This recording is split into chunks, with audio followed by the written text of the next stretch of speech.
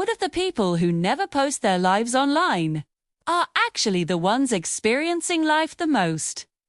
Think about it. In a world where almost everything is documented, meals, vacations, relationships, even random daily thoughts, there's a small group of people who rarely share anything at all. No constant updates. No carefully chosen photos, sun ties, nothing for months. And strangely, those people often seem calmer, more present, less concerned with how things look. At first glance, it might seem like they're just private, or maybe even disconnected. But psychology suggests something much deeper is happening.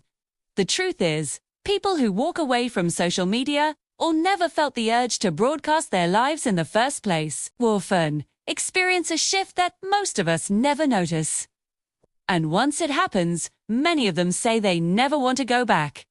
But here's the part most people don't talk about. They didn't leave for the reasons you might expect. The real story starts there. 2. Have you ever noticed that someone you follow on social media just disappears? They don't announce it. They don't delete their account. They just quietly stop posting. There's a popular idea that these people are somehow more evolved or disciplined. But the real reason people leave is often much more personal. It usually starts with something uncomfortable. They posted something that genuinely mattered to them, and it was met with silence. Or they saw everyone's perfect highlight reels right after having a terrible day. And the gap between their reality and the curated world online just felt too big. Sometimes they share something honest, and it gets misunderstood or completely ignored. Experiences like that leave a mark. It's not a grand, dramatic exit. It's more like a slow fade, a form of self-preservation. They check in less, post less, and one day realize they've quietly stepped away. But what happens next is what nobody expects. Because a few weeks later, something strange happens. People who quit social media almost always describe the same thing. They expect to feel lonely, out of the loop, disconnected. But instead, they find silence. Not a literal silence, but a mental one.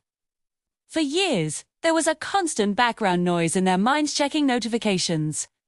Wondering who saw their post, thinking about what to share next. Even when they weren't on the app, part of their brain was still preparing for an audience. But once that cycle stops, the noise fades. The pressure to turn every experience into shareable content disappears. They realize they've been living a strange split life. One half experiencing things, the other half preparing those experiences for an audience. Without that invisible audience, life starts to feel more focused and grounded. And research suggests there's a good reason for that. A study in the Journal of Consumer Research found something fascinating. When people expect to share an experience, they actually enjoy it less in the moment. Why? Because their attention is divided. Instead of just being present, their brain is also evaluating. Is this photo good enough? What caption should I use? Will people like this? You're not just living, you're managing and packaging your life. This mental split makes the experience shallower and the memories weaker. That explains why people who stop documenting their lives start enjoying ordinary moments so much more. But the people who naturally avoid posting often share a specific personality trait. Psychologists call it private self-consciousness. It's a tendency to focus inward on your own thoughts and feelings rather than outward on how you appear to others.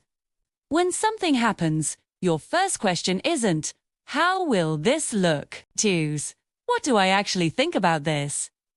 People high in private self-consciousness aren't antisocial. They're often more aware of the details in their own experiences. They process things more deeply. But in a culture built on constant sharing, this can make them seem strange. People might ask what they're hiding.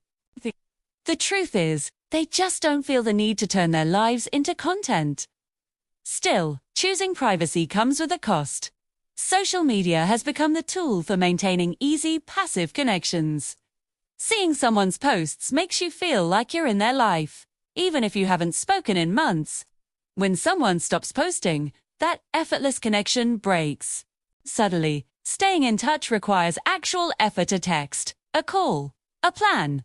And the hard truth is, many people don't make that effort. Some friendships just fade away. But something else happens too.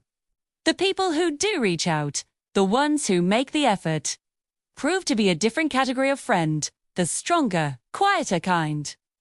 An 80-year-long study confirms these are the relationships that truly matter. One of the longest psychological studies in history followed people for over 80 years to find the secret to a happy, healthy life. After tracking careers, health, and finances, one factor stood out above all else: the quality of close relationships. Not popularity or status, but the depth of connection. The people with strong, supportive relationships lived longer and were happier. And those bonds weren't built on likes or passive updates. They were built on real conversations and shared experiences, the kind that require your full presence. This brings us back to the people who rarely post online. They aren't disconnected. They're just investing their energy differently. Grown people describe life after social media. They talk about a feeling of owning their lives again. A beautiful sunset is just a sunset, not a photo opportunity. A meaningful conversation is just a conversation, not a future post. Experiences are simply allowed to exist. Some call it presence, others call it clarity. But maybe it's the feeling of authorship, the sense that you are living your life for yourself, not for an invisible audience. In a world where everything is shared, choosing not to participate can seem odd. But perhaps the people who value presence over performance, who are comfortable letting moments exist without documenting them, aren't the strange ones. Oh, in a culture where everyone is busy showing their life to the world, maybe the quiet ones are the ones who are actually living it the most. Thanks for watching.